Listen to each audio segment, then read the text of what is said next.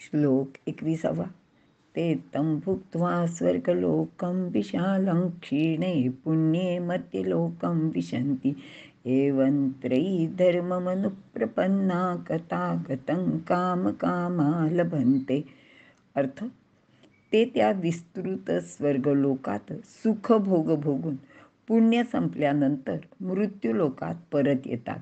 अशा प्रकारे तिन्ही विद्यांचे अनुयायी कामोपभोगी लोकांना गमनागमनाचे क्लेश प्राप्त होतात. विवरण: मागील श्लोकात विविध गोष्टी करून किंवा वेदाप्रमाणे आचरण करून यज्ञयाग करून खूप पुण्य प्राप्त केलेले हे पुण्यात्मे इह परलोकी सुख उपभोगतात असे सांगितलेले आहे. स्वर्गीय सुखाचा ते आनंद लुटतात, परंतु ते त्यांचे सुखोपभोग म्हणजे केवळ कर्माचेच फळ असते. ते उपभोगून संपले की त्यांना पुन्हा मृत्यूलोकात जन्म घ्यावा लागतो आणि हे चक्र सातत्याने सुरू असते. यातून त्यांना शाश्वत सुख प्राप्त होत नाही. म्हणून ज्ञानदेव असे सांगतात की स्वर्ग आणि नरक ह्या चोरांच्या वाटा आहेत. परमेश्वराची उपासना करून ऐहिक सुखोपभोगाची इच्छा करणारे हे लोक आपल्या मनाच्या बुद्धीच्या दारिद्र्याचेच जणू प्रगटीकरण करीत असतात, कारण ते शुद्ध पुण्य नसते. ते पुण्य प्राप्त केले असता ज्यांना पुन्हा मृत्यूलोकी यावयास लागत नाही त्यालाच शुद्ध पुण्य असे म्हणतात. पण सकाम पुण्य कर्म करणारे लोक स्वर्ग सुखाचीच इच्छा करीत राहतात. त्यांना ती प्राप्त सुद्धा होतात.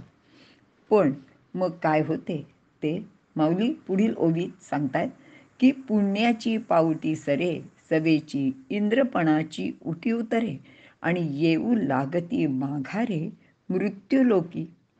मग त्यांचे ते कष्ट अगदी जसेच्याच तसे राहून जातात. रोजच्या व्यवहारातील आपले उदाहरण जर लक्षात घेतले तर आपल्याला भूक लागली की आपण स्वयंपाक करतो, अन्न शिजवतो. ते जेवले की आपली भूक भागते, म्हणजेच आपल्याला तृप्ती येते. पण पुन्हा काही तासातच भूक लागते. मग पुन्हा त्या सर्व गोष्टी कराव्या लागतात.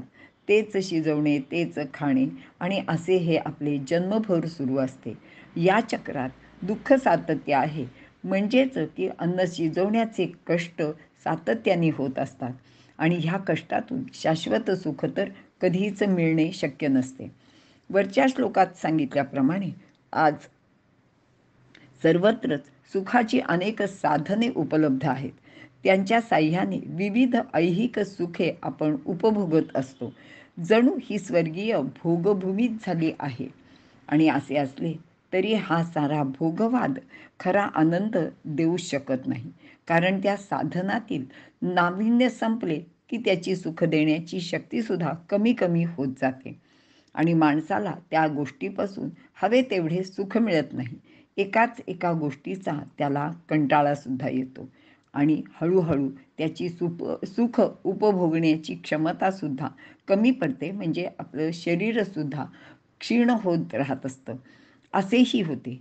आपल्याला नेहमीचा अनुभव सांगते की जे लोक आकाशवाणी पहिल्या काळात अगदी आवडीने ऐकत होते, तर त्यांचं अगदी त्या आकाशवाणी सकाळी 6 वाजता बरोबर ते लावायचं, ऐकायचं, गाणी ऐकायची, सगळं असं रोजचा दिनक्रमच जणू काही त्या आकाशवाणीच्या सर्व कार्यक्रमांवर अवलंबून असायचा. पण काही वर्षांनी दूरदर्शन आले आणि मग रेडिओसारखे साधन एकदम मागे पडले. लोकांना त्याचा विसर पडून गेला. किंबहुना ज्या यज्ञाने म्हणजे नव्या साधनाने स्वर्ग निर्माण होईल असे वाटत राहते किंवा असं लोकांना नेहमीच वाटते, त्यांनीच नवा मृत्यूलोक म्हणजे दुःख भोगभूमी निर्माण केलेली दिसते. आपल्याला माहिती आहे की यंत्र माग निघून कापड वेगाने विणले जाऊ लागले आणि त्यावेळी जगात एक अशी लाट आली की आता इथून यापुढे या पृथ्वीवर कोणीही वस्त्रहीन अवस्थेत राहू शकणार नाही. पण तसे मात्र झाले नाही. यांत्रिकीकरणाने नवा समाज व नव्या समस्या निर्माण केल्या. सुरेख तलम वस्त्राचे दिव्य भोग ज्यांना मिळतात त्यांनीच या कामगारांच्या जीवनात समस्यांचा नित्य मृत्यू निर्माण करून ठेवलेला आपल्याला दिसतो. म्हणूनच भगवंत सांगतायत की हा समाज येथील लोक स्वर्ग आणि मृत्यूलोक अशा फेऱ्या नित्य करीत राहतो. अशा रीतीने नवे ज्ञान, त्यागमय जीवन, नवी सुख साधने आणि त्यानंतर नव्या समस्या, नवीन दुःखे हा प्रवास सातत्याने सुरू असलेला आपल्याला पाहायला किंवा अनुभवायला मिळतो. मानवी जीवन पूर्णपणे सुखी करू अशा भूमिकेवर जीवनाचा होम करणारे महापुरुष नव्या अनुभवांची क्षितिजे लोकांना दाखवतात. परंतु समाज या नव्या जगतात नव्या दुःखांनी त्रस्त होताना दिसतो.